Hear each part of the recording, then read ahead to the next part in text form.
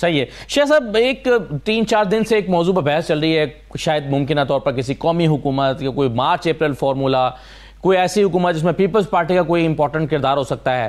آپ اور پھر پچھلے دنوں میں فیصل ووڈا بڑے متحرک ہوئے ہیں، بلاول صاحب سے بھی ملے ہیں، آج JUI سے بھی ملے ہیں.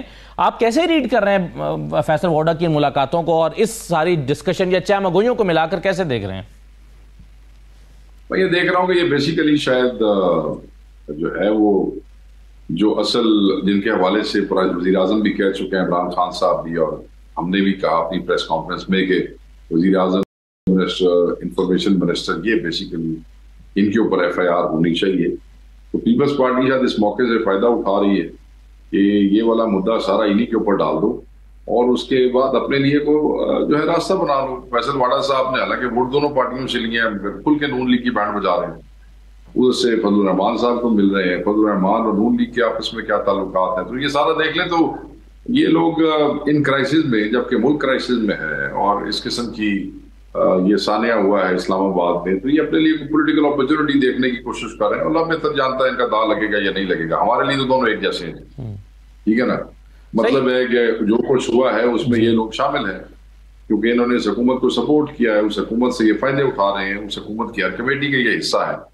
تو yes they are part of it.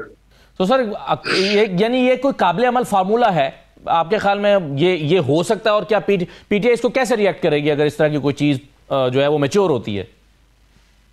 P T I کے لیے تو دونوں گھر ایک جیسے ہیں. پی ٹی آئی کے لیے تو کوئی لیسر ایول والا فارمولا دیکھا جائے تو وہ خان صاحب بھی اس پہ کوئی ڈائریکشن دے سکتے ہیں، ہمارے پاس تو اختیار نہیں. ہمارے لیے تو دونوں ایک جیسے. سر کوئی اگر اس طرح کی آپشن سامنے آتی ہے کہ بھئی یہ سیٹ اپ جو بھی بن رہا ہے یہ کوئی 6 مہینے کا سیٹ اپ ہے، اس کے بعد الیکشن ہو جائیں گے، لیکن اس سیٹ اپ کو آپ سپورٹ کریں، ہم آپ کو یقین دہانی کراتے ہیں کہ اس کے بعد فریش الیکشن ہوں گے، پھر پی ٹی آئی کا رد عمل کیا ہو سکتا ہے؟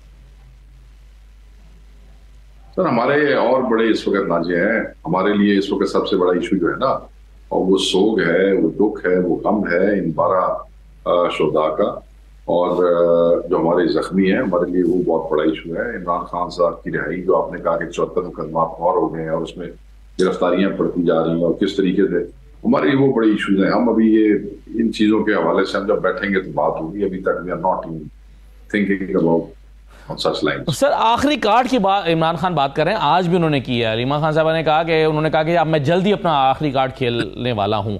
اب ظاہر ہے یقیناً یہ آپ کے علم میں بھی تو نہیں ہوگا کہ انہوں نے کسی سے بھی شیئر ہی نہیں کیا، لیکن اس کی ریڈنگ کیا ہو سکتی ہے؟ کیا ہو سکتا ہے آخری کارڈ؟ علیمہ خان صاحبہ نے کیا ہے کہ ان کو پتا ہے کہ وہ کارڈ کیا ہے.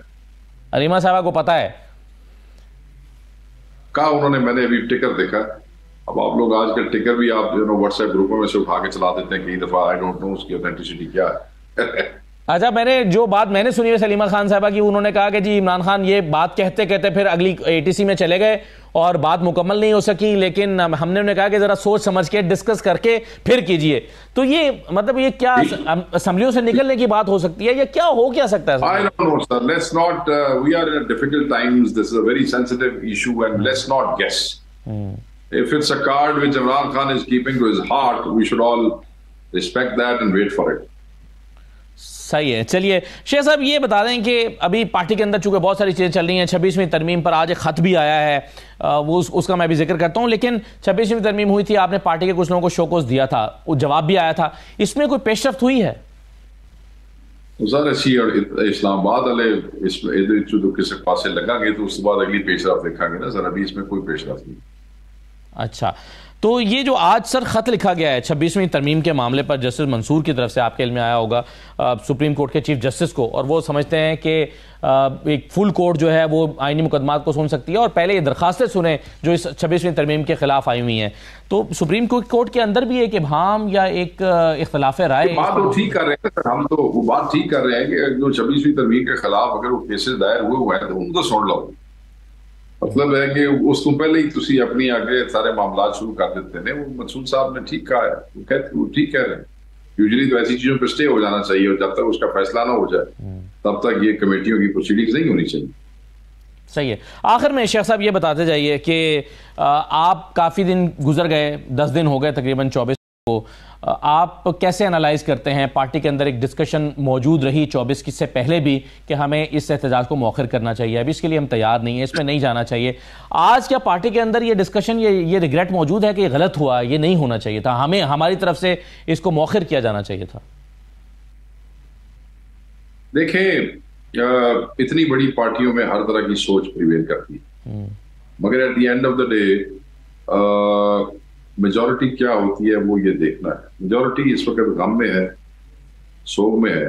یہ پیسفل پروٹیسٹ ہے. اگلے اتنی دور سفر کر کے آئے نے، کچھ بھی نہیں ہوا رستے بہ جاندے آرام نال تے نہ کی سی اتنے انہوں نے احتجاج ہی کرنا سی. وہ فلسطین والے بھی تو بیٹھے ہی رہے، پورا مہینہ بیٹھے رہے. آپ نے وہ ریڈ زون علاقہ آپ نے بند کیے رکھا ہے. ہم تو بعد بی چوک پہ بیٹھ جاتے، لوگ اپنی تقریریں کرتے، اپنے دل کی بات کرتے، بیٹھے رہتے.